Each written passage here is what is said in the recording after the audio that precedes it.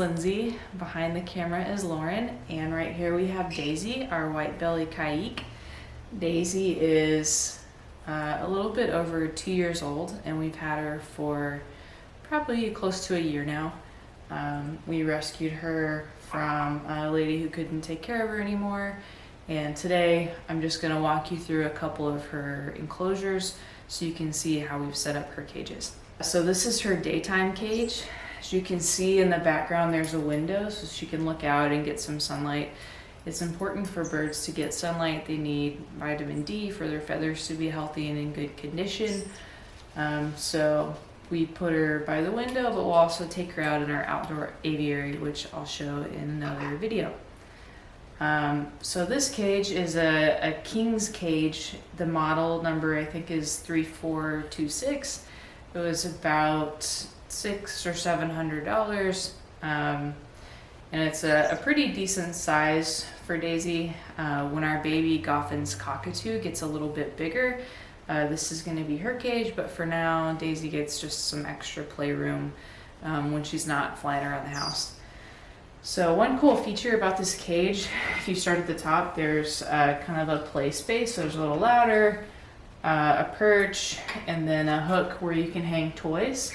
Actually, 2 of these unbreakable acrylic toys came with the cage as a promotion, along with some waxed cage paper, so that was pretty cool. These are billed as bulletproof, or at least macabre proof. They've got little pieces in there that rattle that the birds can't get out.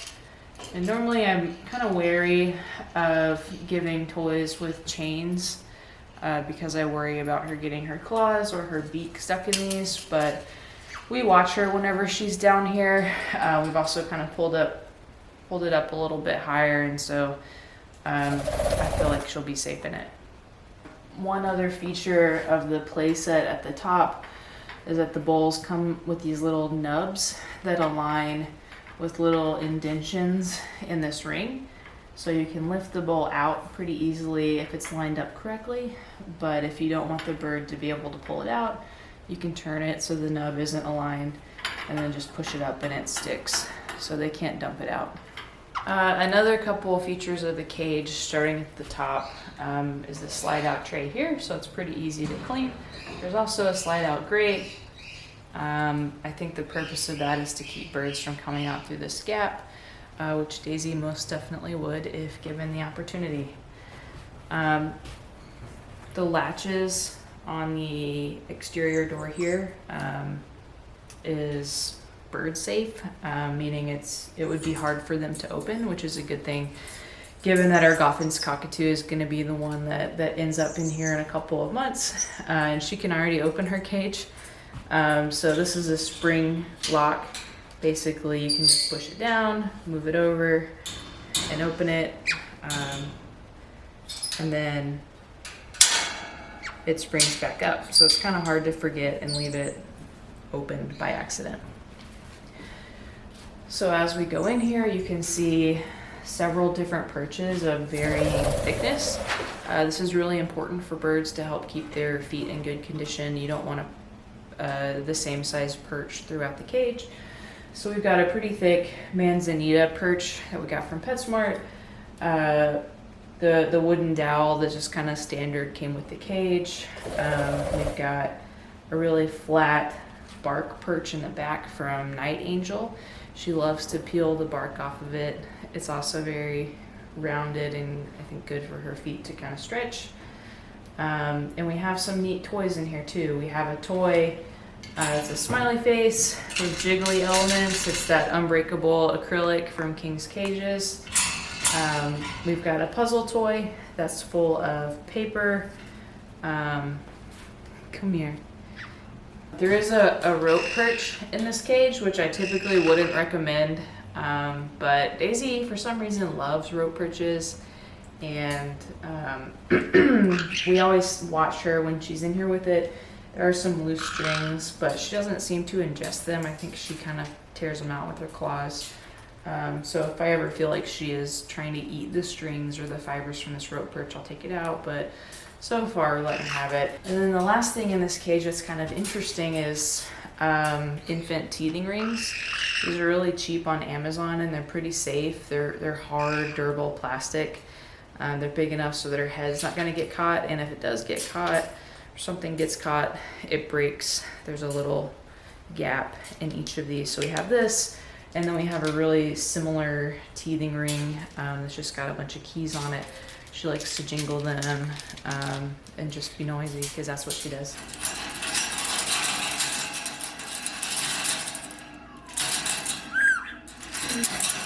So there are 3 stainless steel bowls that come with the cage itself. This is a spring assisted latch. It's pretty easy to open and close. There's also a lip inside that'll keep the bowl from being pulled out if that's what your bird tends to do. So we have 3 bowls at the bottom, one for water, one for pellets, and then one for enrichment. Right now there's organic apple juice in there with no sugar added. She's got a little bit of a sweet tooth and she loves to try new foods. Right here is an empty slot that didn't come with an attachment for a bowl or a bowl itself. This is designed for a nest box or a breeding box, which we don't need to worry about. Daisy likes to sleep perched, and we're not gonna breed her or anything, and so we just leave that closed. Lastly, there's a seed skirt on this cage that catches some of the mess that happens when Daisy eats. All parrots are really messy eaters, but maybe even more so Caiques. They live on the forest canopy in the Amazon basin, and they eat fruits and seeds and just kind of fling things everywhere, and she'll do the same in our house. Well, now we're upstairs.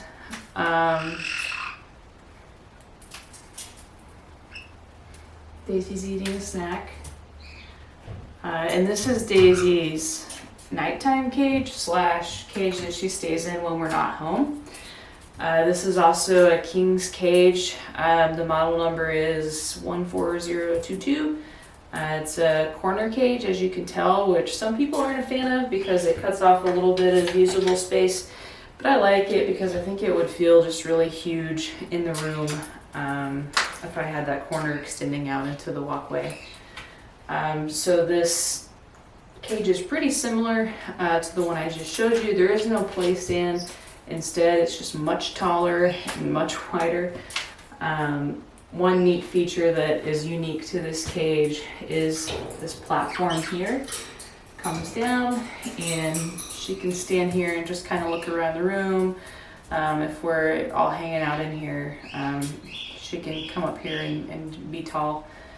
She also likes to hang out on the top of the cage. You can see she's got some cups and different toys that she's eaten. Not really, torn up. She likes to run around up there and attack these cups and throw them to the ground, which is pretty cute. Or just eat a snack. This cage has the same spring latch as the one downstairs. This is billed as bird safe. I think it would be really hard for her to figure out how to open, which is good. The same system with the feeder doors. They swing open. They have spring assisted locks, although this one is getting stuck. So write that down maybe in a review. There are lips, just like the one downstairs, to keep the bowls from being pulled out. Inside here we've got a pellets bowl and a veggie bowl. That's the bulk of Daisy's diet. As you can see right now, she's eating a Lefever's pellet. Those are Nutriberries, actually, is what they're called. It's a mix of pressed seeds and ground up pellets into a little ball, and she likes to hold them and snack on them. So we've got the pellet bowl, the veggie bowl, her water bowl is here. And then over here we've got an enrichment bowl where we put several toys. Sometimes we'll hide treats in here. So you can see we just have some things that she likes to handle. Plastic. She's got a small Kong dog toy that she likes to throw around. Wooden blocks. And then pieces of toys in her cage that she likes to destroy and throw on the ground. So we'll often hide little treats in there, just let her throw everything on the ground. That's her favorite thing to do, is just throw stuff on the ground. And then once a day we'll come up and clean up and put it all back. So inside the cage we have a mineral block here. This is PetSmart's version of cuttlefish, I guess. They didn't have cuttlefish when I went to pick one up. Although we've had this for quite a while and she doesn't really eat it. She gets calcium naturally in her diet. We give her boiled eggs with the eggshell on and let her crunch that up. But it's here if she wanted to. She could take a bite and get some nutrients. There are a couple of the standard wooden dowel perches in here. These just came with the cage. They're good for her to be able to kind of walk around. She doesn't really like to be on the bottom of the cage, and so she uses those to get around. Caiques are also really strong climbers, so she'll grip the bars and climb up, climb around. She'll hang upside down from the top of the cage. They have very strong feet and legs.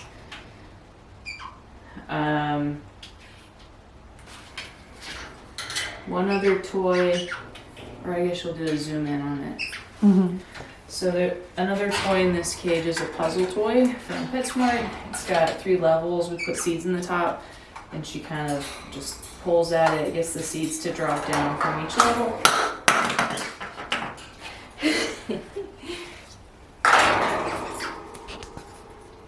That's what I was talking about with the cup throwing.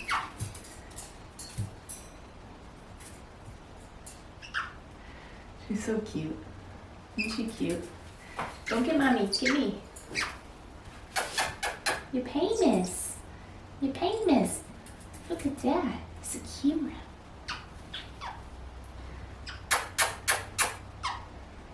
Come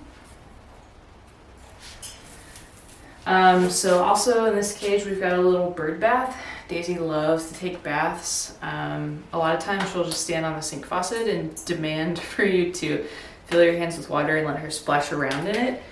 But she also likes to bathe in her water dish. So I got her this. Hasn't bathed in it yet, not having a lot of luck with her using it. She prefers to get in her water bowl, but we're working on it and hopefully she'll use it eventually. So the majority of the rest of the toys in Daisy's cage are Planet Pleasures toys from Amazon. These are bird toys made in the Philippines. I think most of them are made from palm leaf, so they're very natural. They come with rope loops at the top, so no chain for her to get her little feet stuck in. And her favorite thing to do is just destroy them. They're all pretty much shreddable destroy toys, which she's mostly interested in. She's got one foraging toy and then the foraging bowl, but she'd rather spend her time and energy ripping things up and throwing them on the ground and pooping on them. So you can see she's got a bunch of those Planet Pleasures toys in here. The ones that she loves the most are the ones that are the most destroyed, of course. They're all pretty much next to a perch, so she can stand on it and tear at it and get a little bit better leverage that way. She's got a kind of skinny perch here with the bark peeled off. That helps keep their beaks trim when they chew on wood, and so that's something that I try to encourage. You might notice that there's also a rope perch up in the very top corner here. That's where Daisy sleeps. She doesn't get on it during the day, and I check it daily for loose threads, so I feel confident that she's not eating it. Although if I ever see that she's pulled off pieces of it, I'll take it away or wrap it in vet tape just to make sure that she doesn't ingest any fibers and make sure that she's safe. This cage has 2 slide out grates, one with a diagonal and then one that's square on that side, and under each one is a separate tray that you can pull out. I put puppy pads in there just to catch anything that goes through the cage paper. For the cage paper, I just use 24-inch wide craft paper from Amazon and a little roller. You can pull it out, rip it off, and throw them at the bottom of all the bird cages. Clean those out daily, and it helps keep them clean. She's looking at you. Come here, girl. Why do you gotta harass mommy? Mommy's the camera lady. You can't do that. This is very busy.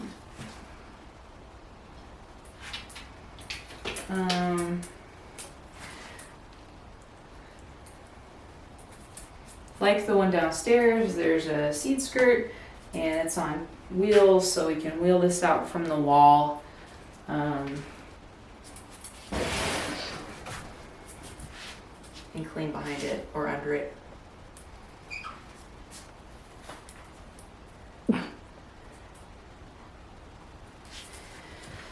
All right, well, that's it for us today. Thanks for watching our channel. You've seen Daisy's nighttime cage and daytime play cage. That'll soon be our Goffin's cage.